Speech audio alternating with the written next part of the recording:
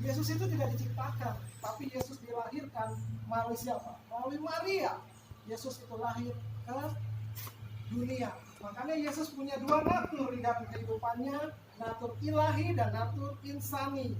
Natur ilahinya adalah manusia ilahi yang melakukan kuasa yang di luar adi kodrati yang manusia bisa lakukan. Itu kuasa yang Yesus punya. Seperti di dalam Yohanes 6 ayat 38 dikatakan seperti ini. Sebab aku telah turun dari sorga, bukan untuk melakukan kehendakku, tetapi untuk melakukan kehendak Dia yang telah mengutus aku. Kalau begitu, Yesus itu utusan dong. Yesus adalah gambar daripada Allah Bapa. Allah Bapa adalah sesuatu yang tidak bisa terhampiri, sesuatu yang sangat mulia, tak seorang pun bisa melihat Dia dan tidak bisa menghampiri Dia. Nggak ada yang bisa menghampiri Allah Bapa dan melihat Allah, nggak ada, saudara. Kenapa? Kalau kita melihat Allah Bapa itu terlalu mulia, kosong gitu, mati. Kenapa? Manusia terus. Nggak ada yang sanggup berbeda. Makanya Bapa mengutus Yesus yang adalah firman-Nya turun ke dalam dunia, menjadi manusia yang mempunyai dua natur, natur ilahi dan natur insani. Waktu kita renungkan ini luar biasa ya, sesuatu yang datang dari Allah Bapa menjadi manusia, melakukan perkara-perkara ajaib dahsyat di bumi ini, dan Dia katakan, aku bukan dari sini. Siapa saya ditanya di tempat tokoh agama manapun yang berani mengatakan aku bukan dari dunia? Tidak ada sekali. Tidak ada satupun. Cuma Yesus yang berani bilang, aku berasal dari surga. Karena Yesus tidak diciptakan, tapi Yesus diutus untuk masuk ke dalam rahim manusia dan menjadi manusia, merendahkan dirinya. Yesus adalah seorang Tuhan. Kenapa saya sebut Yesus adalah Tuhan? Di Matius 19 yang waktu Tuhan Yesus mau naik ke surga, segala kuasa di bumi dan di surga telah diberikan kepadaku. Segala kuasa di mana? Di bumi dan di surga. Kelar, clear. Siap lagi. Clear, dia nggak perlu mengaku ayam tak semua saya, nggak perlu. Yesus sudah bilang, aku penguasa di bumi dan di surga. Selesai. Terus adi kodrati Yesus itu kita bisa lihat di dalam Yesus memberi makan 5.000 orang. Saudara bisa lihat di Yohanes 6 ayat 10. Yesus memberi makan 5.000 orang. Adi kodrati. Saya mau tanya sama ibu-ibu, siapa yang bisa masak 5.000 porsi, belum termasuk anak-anak dan mamanya? Kalau kita kaliin 3, juga satu suami istri bawa 1 anak, berarti berapa saudara? Kali 5.000, 15.000. Kalau bawa anak 2, kali 5 lagi. Kalau bawa anak 3, masih aja kemarin masak buat kita bikin komsel 1 hari sebelumnya, baru besok disiapin. Terus saya bilang sama dia, gimana kalau tiba-tiba nyiapin makan untuk taruhlah 20.000 orang. Catering aja nggak sanggup saudara. Adi kodrati. Waktu itu cuma ada seorang yang datang sama Andreas, anak kecil. Dia bilang, Bapak Andreas, ini ada 5 roti 2 ikan. Terus dia samperin ke Tuhan Yesus. Tuhan Yesus bilang, 5 roti 2 ikan sini. Diubah 5 roti 2 ikan. 1 porsi menjadi 20.000 porsi, 25.000 porsi, atau mungkin 30.000 porsi. Tuhan Yesus buat dalam berapa hari atau berapa jam? Saat itu juga saudara, dia mengangkat tangan mengucap syukur.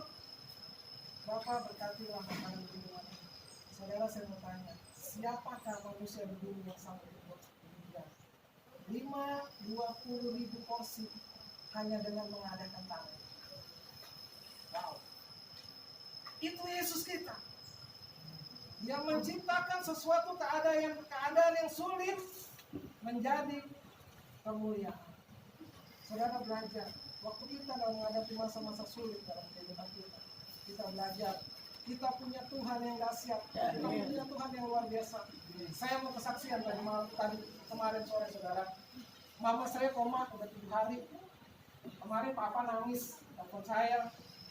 Res, gimana lu cepetan datang ke RSUD Pasar Minggu? Cepat lu datang, ngebut deh, bilang gitu. Nah saya sama adik saya lagi bawa mobil, saya gaspol, cus 110, beng, itu mobil Agia, bodoh amat lah, keluar tol, saya lihat papa nangis. Pak kenapa? Mama nggak stabil. Mungkin kalau saya ini bisa kena gagal jantung. Gagal jantung kan saudara bisa lihat di yang ukur itu kan tit yang kalau detaknya itu di bawah mendekati 50 itu udah mulai hafal, saudara. Nah, oke, nggak apa-apa. Adik saya aja saya suruh masuk, lu masuk duluan, gitu kan, lu masuk duluan aja. Saya nyanyi tadi lagu tadi, terima kasih surga. Apa saya nangis, saya muter-muter di rumah sakit sambil nyanyi, terima kasih, haleluya. Yang tadi yang Bu Dewi nyanyi itu, kau ada dalam hatiku, takkan patah semangat. Papa saya gini aja terus ngelakuin air mata, dia takut kehilangan orang yang dia kasihi, orang yang dia cintai dalam kehidupan dia. Papa saya nangis, saya malah nyanyi muter-muter. Papa saya bingung, dia nanti saya terus nangis lagi, dia nanti saya gini, nangis lagi. Akhirnya adik saya keluar, Andreas, mama, kenapa? Udah kejam-kejam aku di dalam. Udah tenang aja sih, bilang itu tenang aja, santai kok, bilang gitu. Terus saya masuk ke dalam, saudara. Saya masuk ke dalam, saya nggak lihat keadaan mama pada saat itu. Saya nggak peduliin keadaan mama seperti apa, bodoh amat gitu dong. Saya cuma satu, saya cuma pandang Tuhan, saya bilang, Tuhan, kau ada dalam hatiku, kau ada dalam kehidupanku. Selama aku melayani engkau, semenjak aku masih SMA sampai dengan saat ini, tak pernah aku lihat engkau mengecewakan hamba-Mu ini. Terus aku berdoa di dalam nama Yesus, saya bacain Mazmur 23, Tuhan adalah gembalaku, aku tidak akan kekurangan, aku yang memberikan aku di padang yang berumput hijau. Padamu Tuhan dan tongkat-Mu, itulah yang membimbing menyertai aku di sepanjang hidupku, dan aku akan melihat kemurahan Tuhan di sepanjang hidupku. Dalam nama Tuhan Yesus, saya sentuh kepala mama saya, pemulihan, kesembuhan terjadi dalam nama Yesus. Saya merasakan urapan itu mengalir. Saya bilang, Tuhan, saya mengucap syukur, saya nggak mau melihat itu mesin. Saya langsung keluar dari ICU, saya suruh adik saya masuk. Adik saya masuk, dia keluar disenyum. Saudara tahu nggak berapa? 100 normal kembali. Haleluya!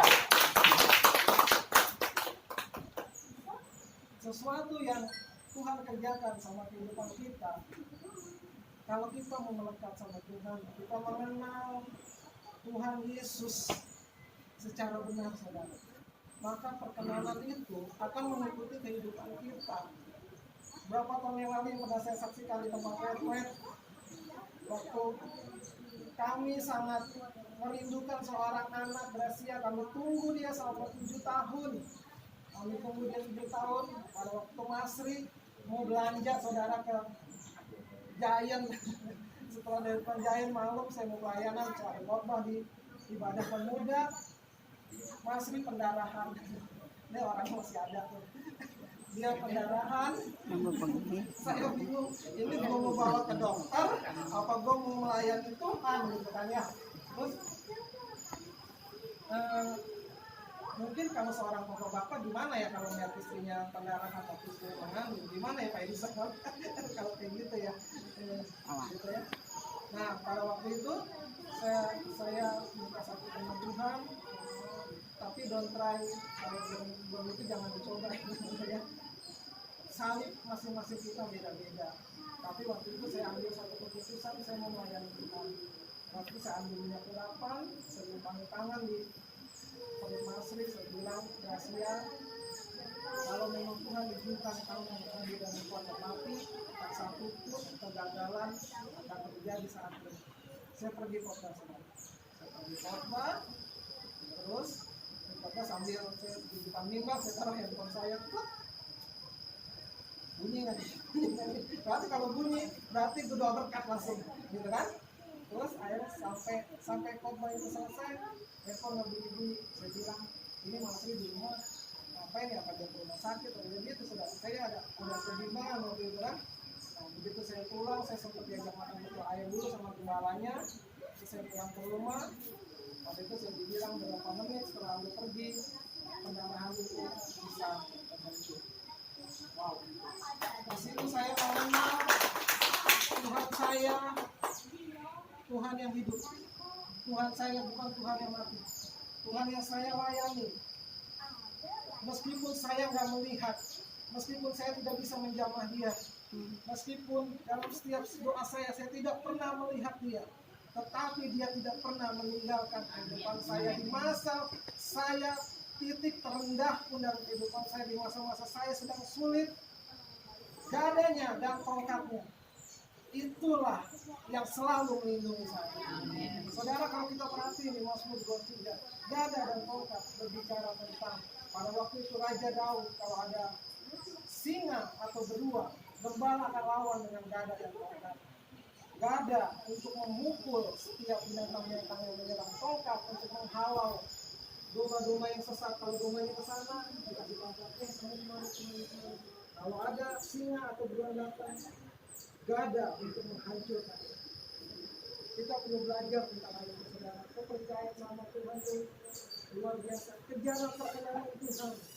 Kejarlah yang namanya perkenanan Tuhan, maka aku akan mengalami karya-karya yang luar biasa di dalam kehidupan kita. Kita lanjut. Yesus membangkitkan Lazarus. Saudara, mayat yang udah 4 hari di dalam kubur, busuk nggak? Rusak nggak sih? Rusak, pasti rusak. Udah 4 hari, pasti daging itu mulai bau. Ya. Yesus perintahkan apa sama Lazarus? Lazarus, keluar. Otoritas dan kuasa. Kita bisa tahu siapa yang memberikan otoritas dan kuasa yang sanggup membangkitkan sesuatu yang mati menjadi hidup. Selain daripada Dia yang mempunyai kuasa di bumi dan di surga, tidak ada yang lain. Ini kenaturan ilahi Yesus yang tidak akan bisa diingkari oleh siapapun. Waktu Bartolomeus, Yesus anak Daud, sembuhkan aku. Yesus cuma bilang apa? Diusap. Kalau ada kan diusap doang. Sembuh. Sang Kreator, Sang Pencipta. Waktu kita sadar akan hal ini, kalau Tuhan adalah gelar kuasa. Allah adalah sang segala sumber. Tuhan itu artinya gelar penguasa. Yesus penguasa di bumi dan surga. Kita lanjut. Yesus adalah Mesias, anak Allah yang hidup, Yohanes 11:27. Terus Markus 6, Markus 5 ayat 6 dan 7, ketika ia melihat dari jauh berlari, ia dan menyembah. Bahkan iblis pun menyembah Yesus. Malaikat murtad kalau kita bilang. Malaikat murtad menyembah Yesus. Anak Allah yang mati, saya mau tanya. Kalau Yesus anak, siapa bapaknya? Anak Allah. Bapaknya siapa? Simpel kok. Bapaknya siapa? Bapaknya adalah Bapa yang kekal selama. Aku dan Bapa adalah satu. Kalau engkau mau lihat Bapa, lihatlah kepada Yesus. Kalau engkau mau lihat sifat Bapa, Bapa itu sebagaimana sih? Rasul-rasul Bapa itu gak terlalu pilih, lu gak akan bisa melihat, lu gak bisa ngerti. Kenapa? Karena Bapa itu terlalu dahsyat. Tapi pada waktu engkau melihat Yesus, engkau bisa melihat Bapa.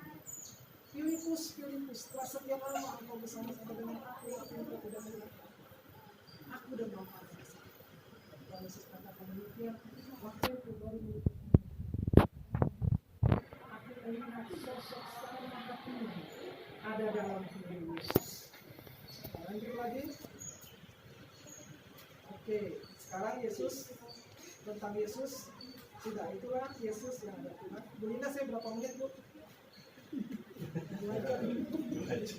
Kita saya keputusan kelamaan.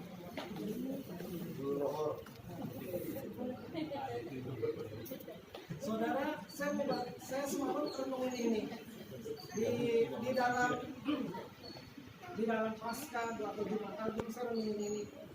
Perjuangan di Taman Getsemani adalah anugerah terbesar bagi kehidupan kita. Kenapa saudara? Perjuangan di Taman Getsemani itu adalah suatu titik terendah di dalam kehidupan insani Tuhan Yesus. Kenapa? Tuhan Yesus waktu pelayanan nggak pernah Tuhan Yesus seberat itu, nggak akan pernah seberat. Waktu Yesus masuk ke kampung-kampung, dia doain orang, sembuhin orang, nggak pernah saudara dia merasa ketakutan, merasa apa, nggak pernah. Apapun ditantang waktu Tuhan Yesus mau disambitin sama orang Israel, dia takut nggak? Enggak. Ketakutan Yesus cuma sampai di taman Getsemani, sampai kita Lukas katakan semua malaikat akan mendatang. Terus ada orang berkata, kok malaikat, kok Tuhan didatangi malaikat, gitu kan? Kenapa Tuhan didatangi malaikat? Saudara beritahu, karena Yesus melepaskan manusia Tuhan menjadi sampai. Kalau Yesus tidak melepaskan manusia lagi, tidak ada tuh yang bisa katakan Yesus. Lazarus saja meninggal dia bilang keluar. Kalau cuma tentara Romawi ditiup jadi hapus semua kok. Benar nggak? Lazarus saja 4 hari busuk. Dia bilang Lazarus keluar. Keluar dia. Terus dia enak ngomong sama Maria dan Marta bilang, oh enggak, Lazarus tidur. Coba sudah. Siapa aja? Terus waktu Tuhan Yesus ada di danau, mungkin danau kayak gitu, angin badai datang, dibilang apa? Berapa kata? Apakah Tuhan Yesus khotbah sampai ke danau? Dia berasa kencang-kencang atau ada dia bilang, ayo badai berhenti? Enggak. Satu kata. Dia bilang apa? Diamlah. Sampai muridnya berkata, siapakah orang ini? Sehingga alam pun tak ada. Wah. Seorang yang penuh dengan nafsu Tuhan, yang murid-muridnya bisa lihat, yang murid-muridnya bisa katakan engkau adalah Tuhan, penguasa di bumi dan surga. Lalu Yesus katakan, aku penguasa di bumi dan surga. Setelah sekian lama engkau bersama-sama dalam, tapi engkau tidak melihat apa, gitu kan? Murid-murid belum dibukakan matanya. Kalau murid-murid sudah dibukakan matanya, dia bisa mengerti. Dia sedang dimulitin sama siapa? Hari mukjizat kuasanya kebaikannya semuanya. Oke, dahsyat. Di taman Getsemani lagi bilang. Yang perlu kita catat. Suatu titik terendahan. Seorang yang mempunyai 2 natur, natur ilahi dan natur insani, yang rela melepaskan natur ilahi. Dia katakan seperti ini. Yang berapa? Sekiranya mungkin, biarlah cawan ini berlalu daripada. Saudara, untuk bilang kayak gitu tuh saya tahu sebagai atur manusia itu nggak gampang. Siapa sih yang mau disiksa segitu brutalnya? Nggak ada saudara. Siapa sih yang mau begini saudara nih?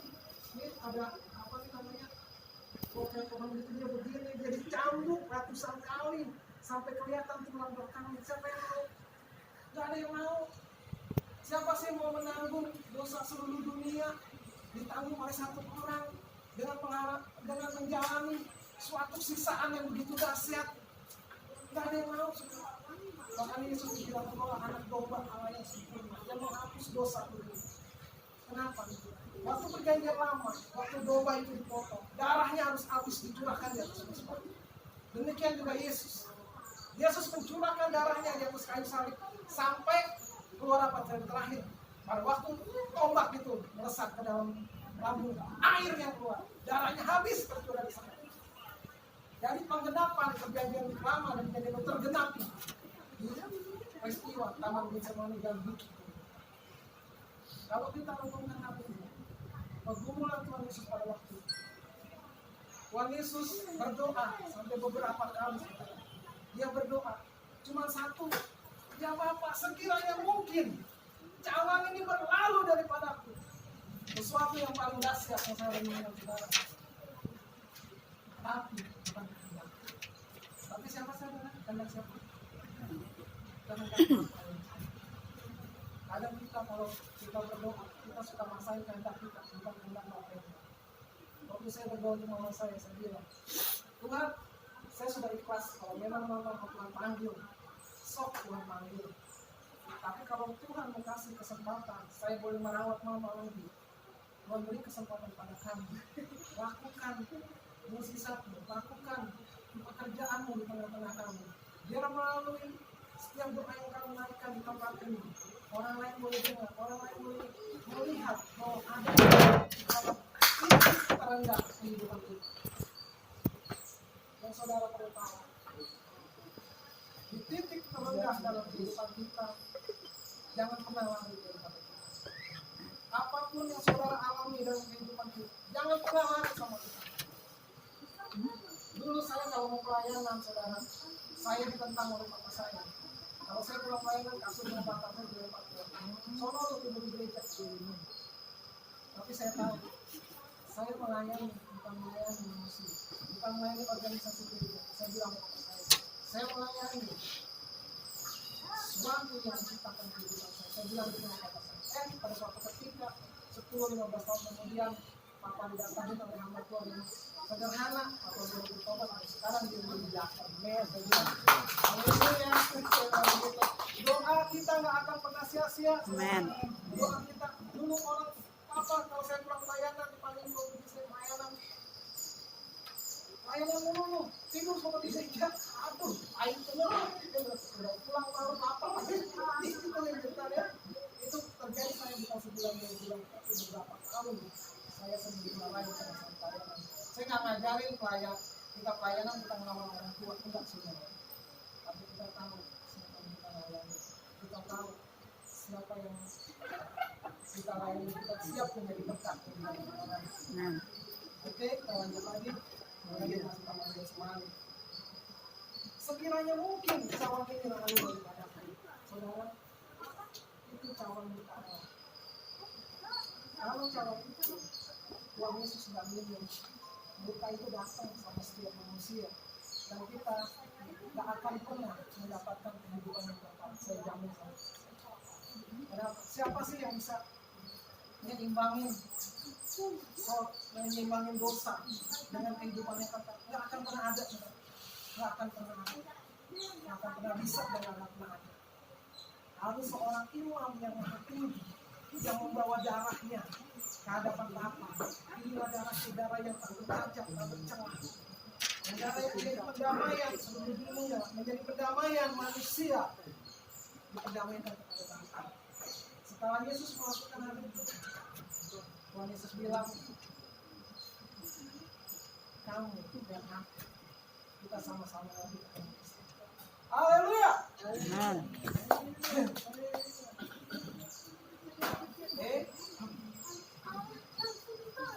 Kita masuk yang terakhir, saudara, nggak lama kan? Lihat kita lanjut berdiri.